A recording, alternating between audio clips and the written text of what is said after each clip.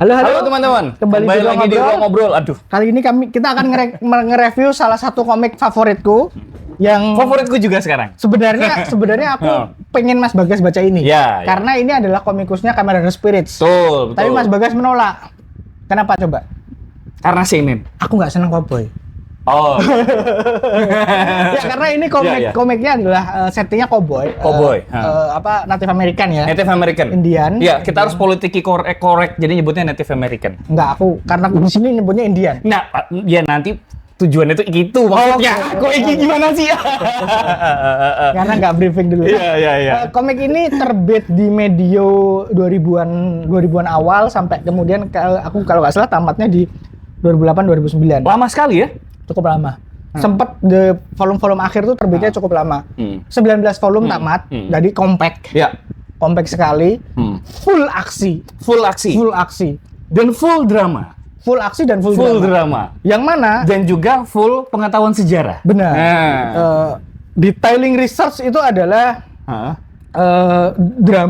dramatisasi.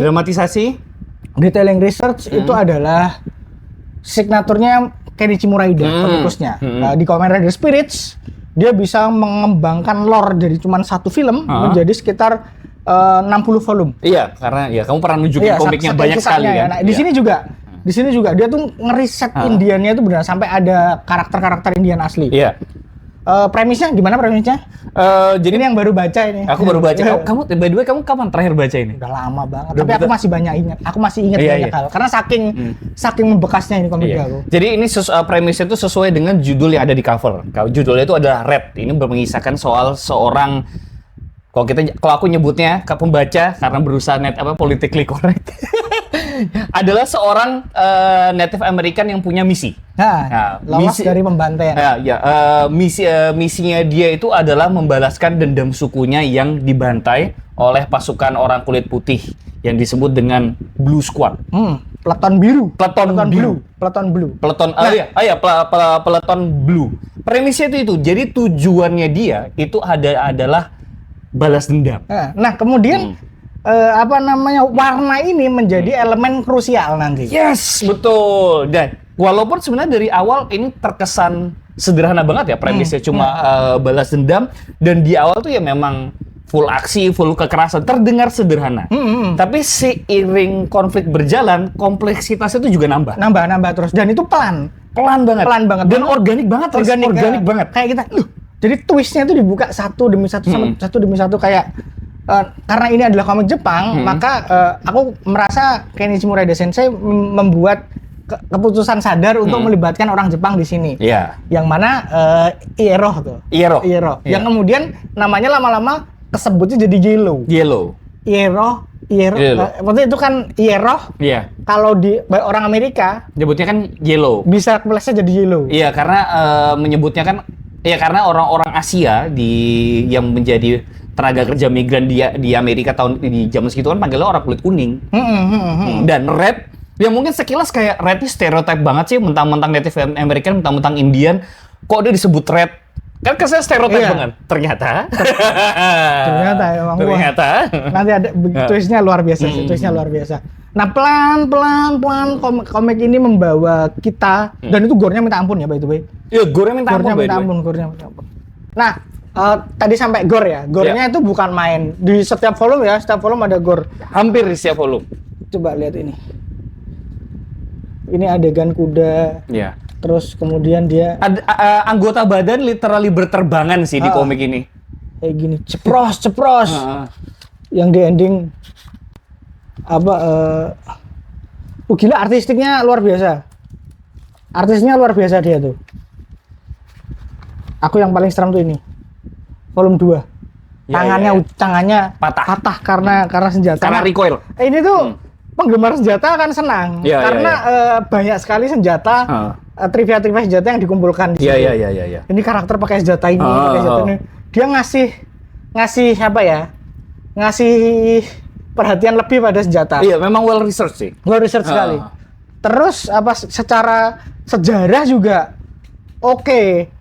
Iya, karena dia masukin karakter-karakter nyata toh. Iya, jadi ini tuh kan berlatar di 1800 enggak. 1900 awal ya? 1800 akhir. 1800-an akhir berlatar di masa pemerintahannya Presiden Amerika kedua-dua, namanya tuh Grover Cleveland. Nah, aku tuh pas pertama kali baca, aku kira fiktif.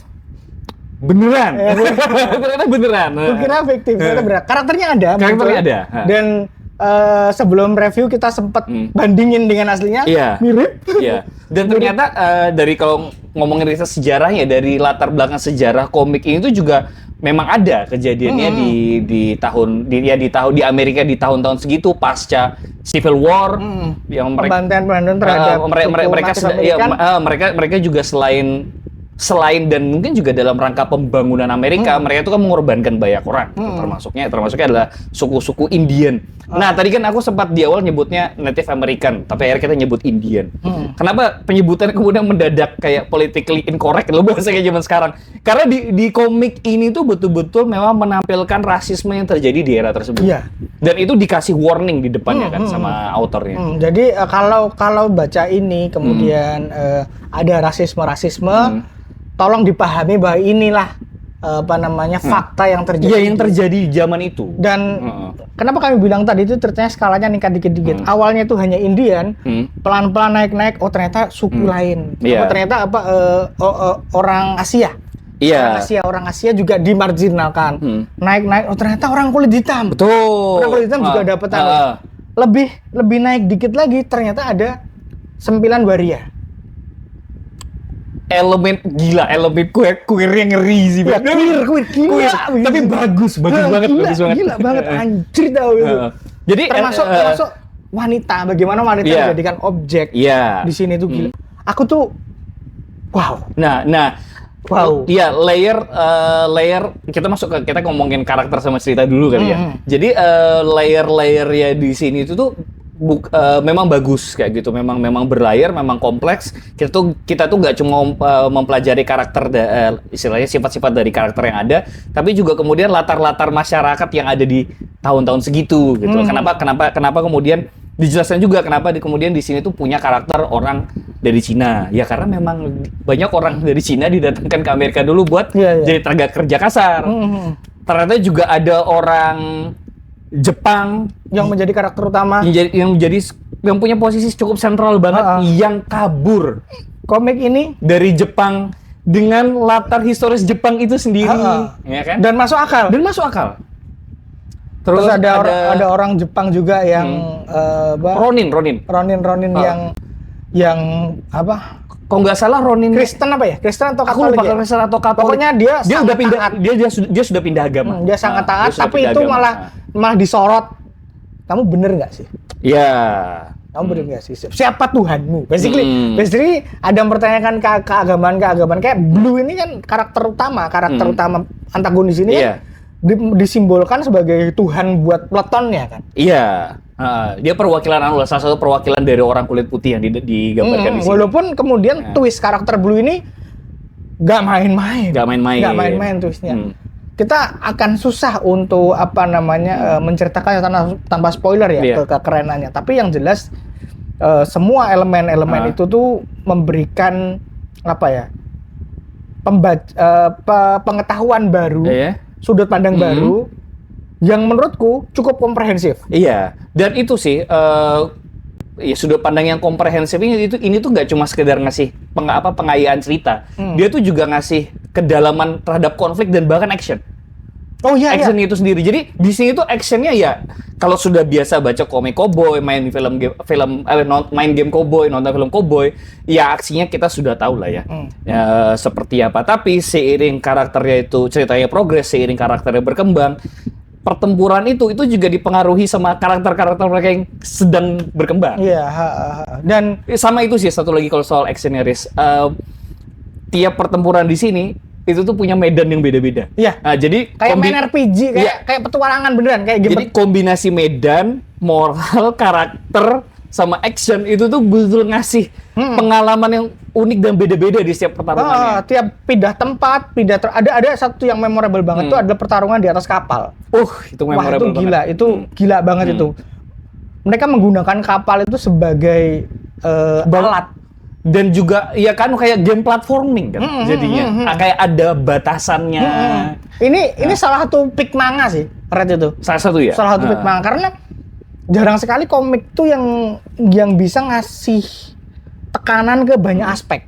Ngasih sorot, lampu sorot ke banyak aspek. Ini tuh aspek pertarungannya dipikirin bener-bener kayak ketika pertarungan di itu yang awal-awal tuh loh. Di peternakan. Ya, di peternakan. Itu ngasih konteks. Iya. Konteksnya apa? Orang kulit putih ngejarah tanahnya orang Indian buat bikin perkebunan dan juga peternakan. Termasuk di kapal itu juga konteks. Juga ada konteks. Gimana orang-orang kulit berwarna itu tidak punya hak untuk naik ke atas. Betul. Makanya harusnya lundup. Iya kan? Makanya harus dilundup dan diam-diam. Nah, ketika perang pecah, malah mereka yang bisa melindungi orang-orang yang di atas kapal ini. Wah, gila. Gila lah. Dan ini kan kita udah bahas action dan dramanya tadi ya. Bagaimana action dan drama itu saya mempengaruhi dan tiap lokasi pertempuran itu unik. Nah, satu hal juga sih yang mau aku soroti di komik ini itu adalah jalan mereka berpindah dari satu pertempuran ke pertempuran yang lain itu tuh organik banget, sesuai dengan konflik yang dialami. Karena di beberapa momen di komik ini mereka itu nggak selalu sejalan loh, literally di beberapa momen tuh pisah, pisah dan mereka tuh punya aktivitas masing-masing di tempat yang berbeda. Dan kemudian bertemu musuh di tempat yang berbeda. Dan ternyata apa yang mereka lakukan di tempat-tempat yang berbeda awalnya ya, Riz, melihat mereka pisah, aku tuh kayak lah ini tuh malah jadi cerita sendiri-sendiri, punya konflik sendiri-sendiri, terus nanti kaitannya apa? Ternyata nyambung kan? Ternyata apa yang mereka lakukan di tempat-tempat berbeda, itu tuh nyambung. Salah satunya ketika pisah, ada satu yang berkonflik di rel kereta api. Ternyata hasil pertempuran di rel kereta api itu membuat stasiun di kota lain, iya kan? Stasiun di kota lain harus delay, berangkat delay. Nah, gara delay itu ada pertempuran lagi. Iya, waduh. Keren sih. Itu menyenangkan sekali ya. Bagaimana Kenichi Muraide Sensei meramunya itu sangat. Aku merasa belajar sejarah sih. Iya. Termasuk karakter orang kulit hitam itu kan yang jadi karakter kulit hitam yang disuarakan dua orang kan di sini satunya dua itu sama-sama petinju profesional, pokoknya paling jago se Amerika. Satunya itu aku lupa, teman-teman ini correct me if I'm wrong ya, antara dia itu bisu atau dia bisu ya, bukan puasa ngomong, emang bisu. Nah, satunya itu lagi queer. Aneh banget ya. Nah, pas masuk arc-nya mereka berdua, kayak aku bilang tadi di awal, Riz, aku merasa kayak kok ceritanya kok jadi shifting sih? Iya, tapi ternyata itu tuh peran sentral loh. Iya, makanya gila. Kok bisa kayak gitu. Termasuk di sini dibahas juga. Ini yang aku sebenarnya agak konflik sih di sini. Bahwa kalau kita ngomongin rasisme, ini kita akan menuju ending ya. Sebelum itu aku ngomong dulu eskalasi konflik di komik ini tuh meningkat dari level balas dendam sampai melindungi negara.